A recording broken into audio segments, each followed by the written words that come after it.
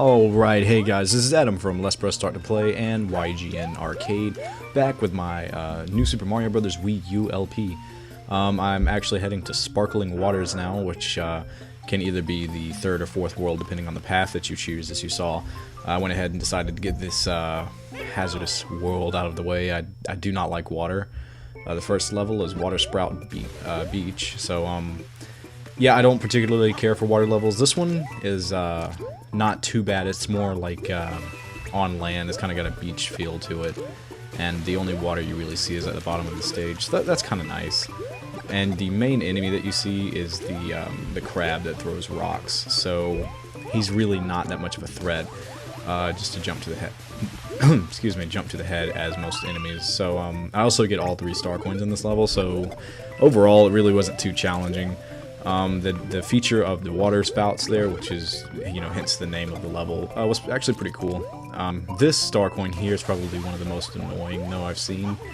It took me like a whole minute off of what I just cut to get it, and I just got lucky when I ran into it at that point, because the pipe there just really blocks all your jumps, so it is a headache to get.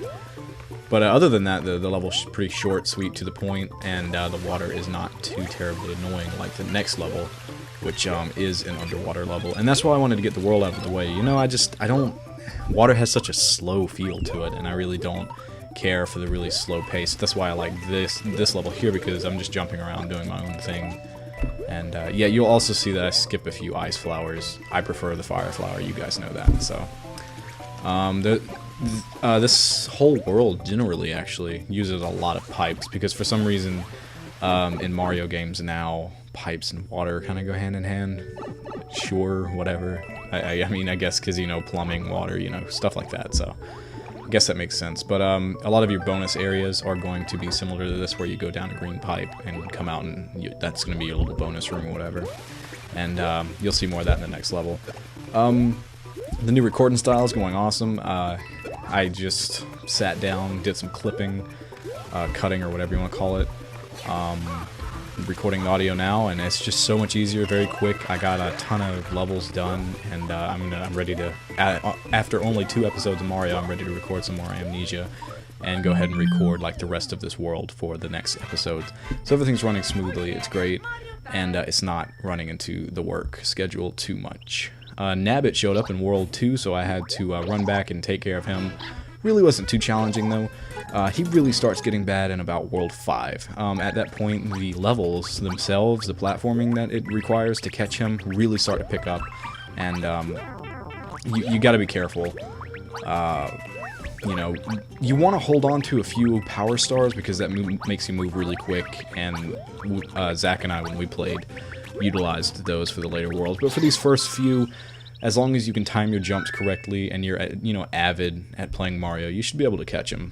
So I got a P acorn or whatever, a power acorn, added to the inventory, and now Tropical Refresher Sparkling Waters Level 2 is what I'm playing now. This one's a bit more of a headache, because it's a classic water level where you go underwater and swim through.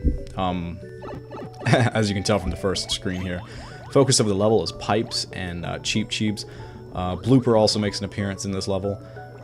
He's pretty annoying, not quite as annoying as way back in, if you guys remember the original game. He's a little easier to dodge.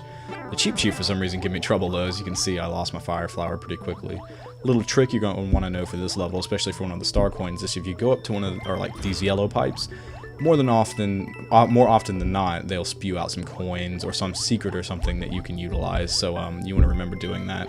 And here is the first star coin just to the right of that one, where you can use that yellow pipe to actually grab it. So you are going to want to utilize that little trick of using the yellow pipes. And I think the player naturally would do that, because they kind of look at the yellow pipe and think, you know, oh, maybe I can go down that because it's a different color. So you're going to want to use that. And I think naturally the player will. And there's a lot of them. I keep cutting to just show you them. And most of them are just like little coin things, as well as the halfway point. So this one's really just a lot of coin collecting. I think they do that because it's kind of a slower level, like I said, with the water. So they want to like give you little treats as you go along. That's what it felt like for me, at least. Like I said, here's another one of those little bonus areas. It has a power star in it, and what you're supposed to do actually is take the power star and swim really fast out of this pipe And back outside, you're supposed to move really quickly to the right, and I actually go into the pipe you're supposed to try to make it to. It's really difficult though. The power star does not last very long, and I spent too much time trying to kill other enemies instead of getting down this pipe, because what actually happens is this huge sea urchin here is actually blocking the way, and there's no way you can get down there if you don't have the power star, so tough luck. Yeah, that was the second one. I don't even think I get the third one. Honestly, this one, I wasn't really looking for the star coins too much. I was more concerned with finishing the level because, like I said, water levels give me headaches, and it just was not a fun time. And again, be careful with these. This last final area up here, they throw like every sea creature at you, and you need to be really careful. There's this little purple fish trying to get me. There's a ton of bloopers, a ton of cheeps, and I actually do get hit right at the end, which I remember playing. It really got me ticked when that happened. So you do want to be careful in that final stretch, because it's pretty rough.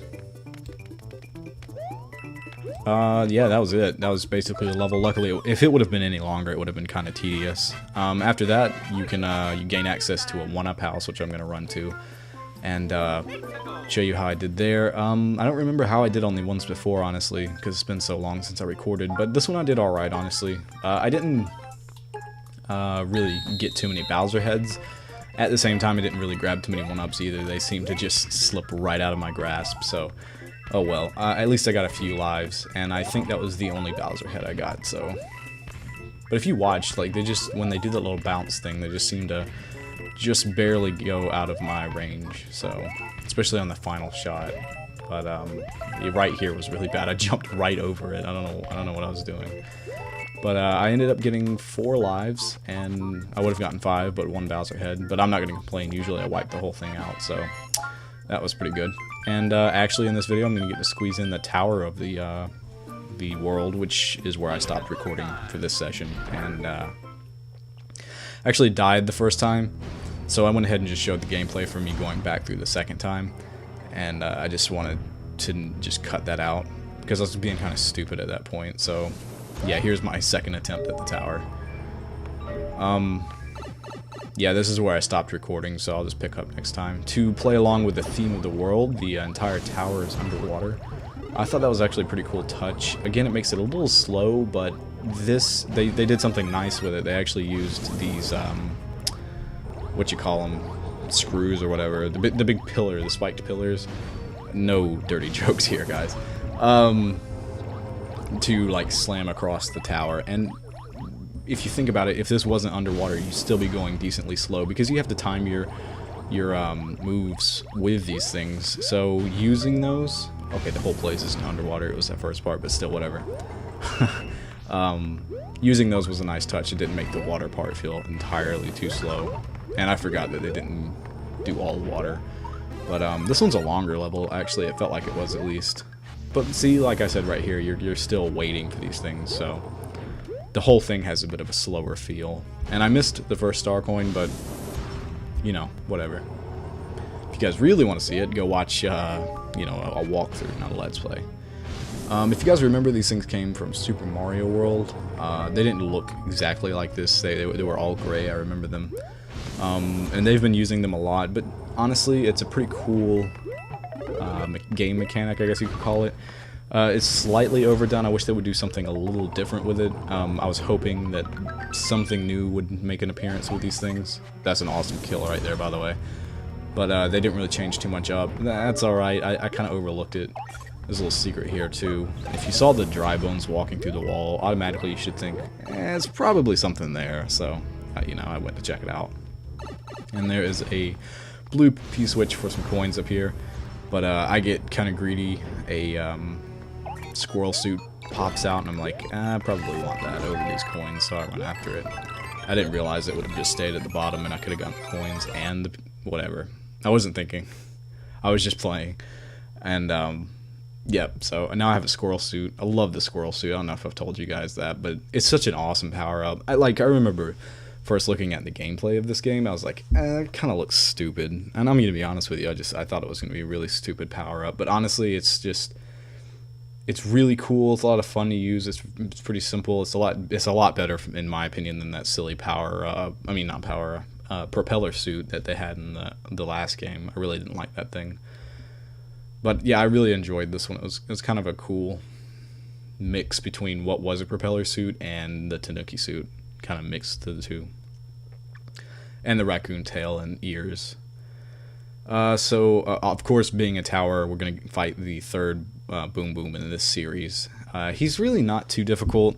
Like I said, he doesn't really show any, drastic changes until the 5th world, I think. 5th or 6th world? Somewhere in there, he shows a pretty drastic change, and it's really cool. And the 5th or 6th world also has 2 towers, so I can't wait to get there, because that's going to be awesome. But Boom Boom kind of he moves a little quicker. I think he gets a hit on me eventually, some point, maybe. I don't remember, but yeah, he's a little tougher. He jumps around a lot more. It's a little harder to get over him if you can see the height he gets on his jumps. So I was like up to challenge, and this one was pretty good. The water did nothing though. That was just a scenery thing, so whatever. But yeah, that's basically the first half of the water world. Well, quote unquote half. There's a ton more stuff to do in this world. So, but that I always like ending either at a castle or a tower. Those are good endpoints for me when I'm recording. So that's where I stopped. And as usual, we get a little cutscene over at the castle. That pink mist is now actually just evolving into a huge purple hurricane. So that obviously cannot be good for the princess. And we'll get to figure out what happens later on. Alright guys, thanks for watching. This has been Adam from Let's Press Start to Play and YGN. I'll leave links in the description for you to go check out my channel, my Facebook, my Twitter, and you can also go check out YGN Recruits and YGN Central, as well as YGN Arcade. There's a lot of links down there. Go check them all out, and I'd like to thank you all for watching. And I'll see you guys later, probably with some Amnesia, and then at some point some more Mario. See ya.